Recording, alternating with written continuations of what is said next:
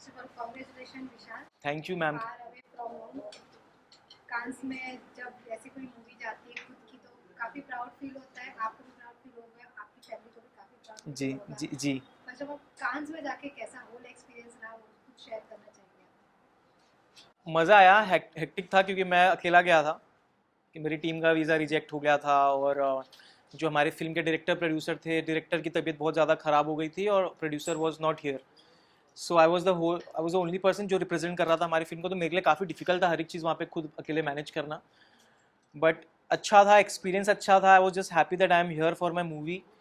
और मैं एक अपने प्रोजेक्ट के साथ आया हूँ, और इतने बड़े फेस्टिवल में हमारी फिल्म का पोस्टर लॉन्च होना बहुत बड़ी बात थी। तो आई वाज जस्ट हैप्पी। बहुत सारे संघर्ष हुए, मैं रोडों पे भी भाग रहा था क्योंकि मैं लेट हो रहा था रेड कार्पेट के लिए, तो सब हुआ, but at last I was just happy कि आई मेड इट। जैसे कि आपने कहा वीजा रिजेक्ट हो गया आपके टीम का, जी। पोस्टर देखा मैंने, शायद मूवी भी ऐसे कुछ रिलेटेड है, आप लंदन जा रहे हो, हाँ, कुछ शेयर करना थोड़ा हद चाहेंगे। तक आप सही हो, बट मतलब हाँ, मतलब मैं स्टोरी ऐसा नहीं बता सकता। ये बता सकता हूँ कि it's a story of a brother fighting for justice in a country far away from home.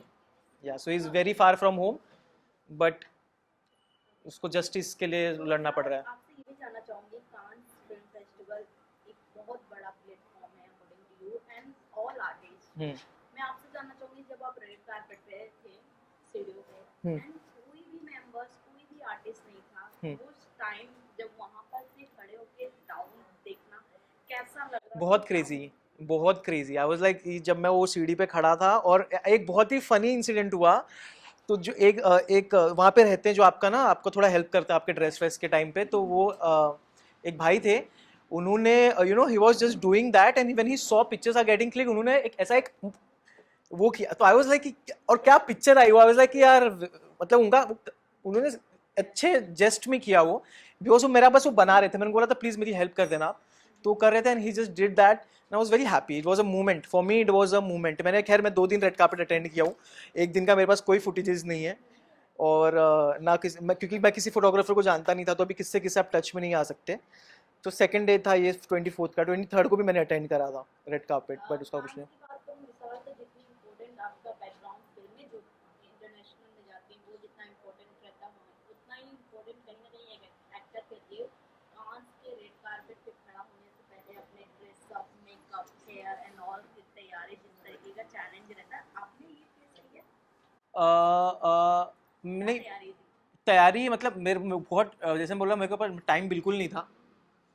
तो ये जो आउटफिट था जो मैंने पहना था, वो लाइक वो मैंने सोचा था कि मुझे वो करना है ऐसा कुछ, क्योंकि वो जो कॉर्सेट था मेरे मेन आउटफिट का, एक दो हाईलाइट था, एक केप था, एक कॉर्सेट था। तो कॉर्सेट फ्रांस में फ्रेंच आदमियों ने पहनना चालू करा था, तो because I was in France, तो मैं को एक वो फ्यूजन करना था, तो वो किया।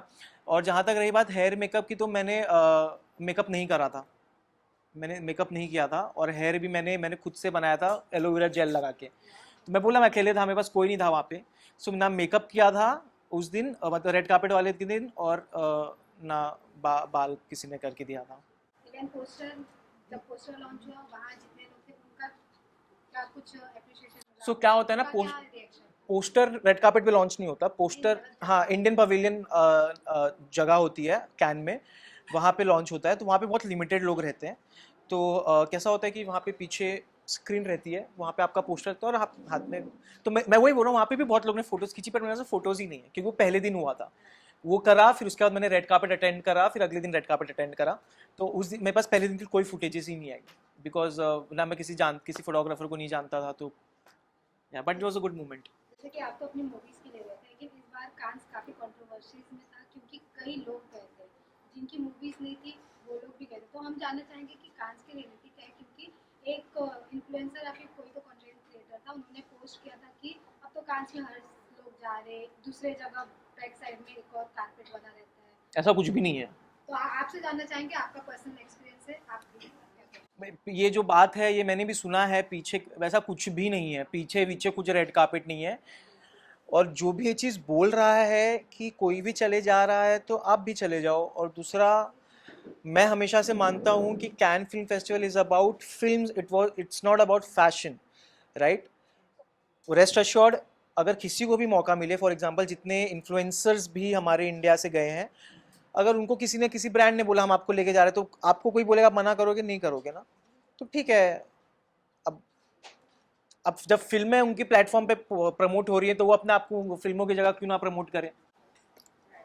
बट विशाल, आपसे जानना चाहूंगी, जिस तरीके से हेट भी आपको भी पर्सनली काफी मिला है कांस फेस्टिवल को लेकर, जैसे हमने कमेंट सेक्शन भी पढ़ा है, तो उस पे आपका रिएक्शन क्या है और टेक क्या है, आप क्या कहना चाहोगे? पहले बुरा लगा था, बट अभी आई वाज लाइक करो, हाँ हाँ करो, एंगेजमेंट बढ़ रही है हमारी हमारी हर जगह हमारा बातें हो रही है, ठीक है, अच्छे में बुरे में जो भी है, इट्स ओके। बट कहीं ना कहीं स्पेशली मैं यूट्यूब हो या सोशल मीडिया कहीं भी, अगर आपके जो फैन है जो आपको स्पेशली जानते हैं, कहीं ना कहीं उन्होंने उनका जो, मैंने यहाँ से आने से पहले शॉर्ट वीडियो भी देखा, कई लोगों ने ऐसे भी रिएक्ट किए हैं कि विशाल जो तमाचे मारे हैं खींच के उनके एट द एंड, हाँ एज अ ये फैक्ट है कि जो तमाचे लगे हैं कांस में आपके पहुंचने के बाद और रेड कार्पेट पे पहुंचने के बाद, कहीं ना कहीं वो आवाजें गूंज रही हैं उन लोगों को। हाँ, तो अपने को फिर वो कुछ बोलने की जरूरत ही नहीं ना। मेरे को, मैं हमेशा से बिलीव करता हूँ कि अगर आपको जवाब देना है, मैं साइलेंट जवाब में बहुत बिलीव करता हूँ कि अगर आप बोलने से कुछ नहीं होगा, आप करके दिखाओ। आप कुछ करके दिखाओगे तो जो सामने वाले जिसने आप पे उंगलियां उठाई, वो अपने आप उसका, वो शर्मिंदगी से वो पागल हो जाएगा कि यार मैं क्या कर रहा था, देखो ये कहाँ चले गया। तो जब मैं वो जब देख रहा था, तो मैं ठीक है, कोई बात नहीं। फिर मैंने मूवी का पोस्टर डाला, तब लाइक ठीक है, डन। बात करें कुछ साल पहले, जब आप ऐसा कंटेंट क्रिएटर थे, फिर बिग बॉस, फिर अब कांस, काफी लंबा सफर था, लेकिन ये जर्नी को अगर डिस्क्राइब करने को बोले, क्योंकि अब काफी कुछ बड़ा हो गया आपके लाइफ में, 2025 बोल सकते हैं, बहुत बड़ा था आपके लिए, मतलब आगे और भी जर्नी बाकी है जी। जर्नी को आप किस प्रकार डिस्क्राइब करेंगे स्टार्ट? आई थिंक ये तो जस्ट स्टार्ट है मेरे लिए, क्योंकि जिस हिसाब से मैं अपने, जितने मेरे दिमाग में मेरे लिए सपने हैं, उसके हिसाब से तो ये सिर्फ स्टार्टिंग पॉइंट है। बट अगर एक वर्ड में डिस्क्राइब करना रहा मेरे को मेरी जर्नी, तो वो हो गई सिर्फ मेहनत। मैंने, लोगों ने हर चीज़ बोलते हैं, बट वो ही नहीं देखते कि यार ये इंसान ने मेहनत भी तो करी होगी। मैंने बहुत मेहनत करी है। मैंने घंटों घंटों मैंने ऑडिशंस दिया है, और ये फार अवे फ्रॉम होम के लिए भी मैंने कम से कम 3 से 4 ऑडिशंस दिया हूँ मैंने। फिर जाके मैं शॉर्टलिस्ट हुआ, फिर शॉर्टलिस्ट के बाद भी मैंने ऑडिशन दिया, तो इसके लिए भी मैंने ऑडिशन दिया है। तो मैं हर दिन ऑडिशन बनाया हूँ अभी तक। From past 3 months I am making 2-3 months I am making auditions every day. किसी में आप सिलेक्ट होते हो, किसी में नहीं होते हो, तो बस कांस्टेंट हार्ड वर्क। तो मैं सिर्फ हार्ड वर्क। रिसेंटली सॉन्ग भी आया था सनम अबूल के साथ जी। में, और 3 वीक में 12 मिलियन जाना बहुत बड़ी बात है। अभी भी ट्रेंड पे हैं हम रील्स पे। जी बट जिस तरीके से इमोशन दिख रहा है उस गाने में, जी। उसे क्या कुछ करना चाहिए, और इसके बाद के गाने आने वाले हैं कि फिल्में भी करने वाले हैं बिग स्क्रीन पे? गाने, मैं बिग बॉस से निकलने के बाद एक चीज़ पे बहुत श्योर था कि बहुत सिलेक्टिव चीज़ें करूँगा, बहुत सिलेक्टिव गाने करूँगा। तो मैंने सिर्फ इसलिए सिर्फ एक ही गाना उठाया था, उसके बाद से अब तक मैंने एक भी गाना नहीं किया है। और आई डोंट थिंक कि मैं ज़्यादा गाने करूँगा, अनलेस एंड अनटिल बहुत बड़ा गाना है, बहुत ही मेरे को अच्छा लगा। Apart from that, I think मैं ज़्यादातर आप लोग को अभी मूवी, या फिर मूवी तो आप, मूवी में तो आप लोग को दिख ही जाऊँगा जल्दी नेक्स्ट ईयर। वेब सीरीज़ और ये सब में मेरा ज़्यादा ध्यान है। बट हाँ, बट अच्छे गाने रहेंगे तो मैं आपको ज़रूर देखूंगा। इवन विशाल, जब कोई बिग बॉस से निकलता है ना, तो एक टैग लग जाता है कि बिग बॉस जो कंटेस्टेंट है वो सिर्फ म्यूजिक वीडियो तक सीमित रह जाते हैं, उनको उस प्रकार के बड़े प्रोजेक्ट्स नहीं मिलते। आपके लिए चैलेंजिंग था जब आपको ये प्रोजेक्ट चाहिए था, या फिर जब आपने ऑडिशन दिया? और भी कई सारे प्रोजेक्ट्स होंगे जो आपके छूटे होंगे या फिर कुछ मिले होंगे, उसके बारे में कुछ शेयर करें। I think part of the journey है। बिग बॉस से निकला, मेरे साथ बहुत चीज़ें भी हुई, ड्रॉप किया गया बहुत सारी चीज़ों से 2-2 दिन पहले, बट ठीक है, it's a part of journey. और जहाँ तक रही बात एक टैग लगना, नहीं मिलता काम, म्यूजिक वीडियोज़ ये वो, I don't think it's true. ये डिपेंड करता है पर्सन टू पर्सन पे। अभी करणवीर को भी कुछ शायद मिला, फिल्म वगैरह मिला करणवीर को, है ना। तो आई डोंट थिंक ऐसा कुछ है। जिसको मिलना होगा, जिसके नसीब में होगा, जो होगा वो करेगा, बस। इवन अपार्ट फ्रॉम दिस, लोग जो आपकी 3 जोड़ी थी, 3 लोग, आप, समीक्षा और एक और लोग थे, भावेन। उनका लोग, आप तीनों के जो केमिस्ट्री का लोग काफी वेट करे, काफी टाइम हो गया, आप तीनों का कुछ प्रोजेक्ट्स नहीं आया, क्योंकि मैं कमेंट सेक्शन पढ़ी थी। अभी देखो क्या है कि समीक्षा बिजी थी अपनी सीरियल में, हमारे भाविन भाई बिजी हैं अपनी शादीशुदा जिंदगी में, अभी हुई नहीं है, होगी उसकी जल्दी। बट वो एक अलग फेज में है लाइफ के, उसको मजा आ रही है। ठीक है, हम लोग हमेशा बात करते थे ऐसा कि बट वो अभी एक अलग फेज में है, वो अभी दूल्हे राजा बने हुए हैं। तो और मैं अभी ये सब चीज़ों में था, बट टचवुड हम बहुत जल्दी मिलेंगे और हम बहुत एक अच्छी अच्छी चीज़ें भी करेंगे साथ में। बट अब अभी ऐसा है कि उसको लेने दो टाइम यार, मतलब समीक्षा अभी जस्ट सीरियल से वो निकली है, भाविन को लेने दो थोड़ा, उसको सेटल हो जाने दो अपनी अपनी ज़िंदगी यार उसकी। एंड लास्टली क्या कुछ कहना चाहेंगे? बस यही बोलना चाहूँगा, thank you so much guys, आप लोग ने बहुत प्यार दिया। कैन को भी आप लोग ने बहुत प्यार दिया, और जिन्होंने नहीं भी दिया आपको भी थैंक यू। इसी तरह से आप मुझे देखते, बट हाँ अगर आप लोग प्यार नहीं दिया है फिर भी मैं आप लोगों को ज़रूर दिखता रहूँगा इधर उधर।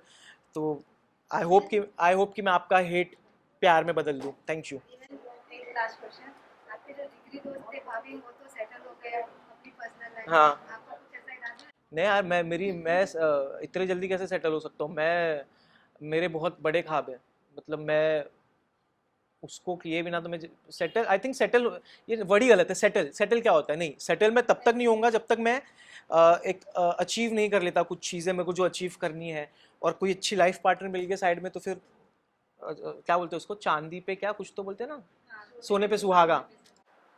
एनी स्पेसिफिक क्वालिटीज, या फिर मतलब आपको किस प्रकार चाहिए, कैसी? घरेलू लड़की चाहिए भैया, संस्कारी घरेलू, हम खुश है उसमें। Thank thank you. You so much. Thank you.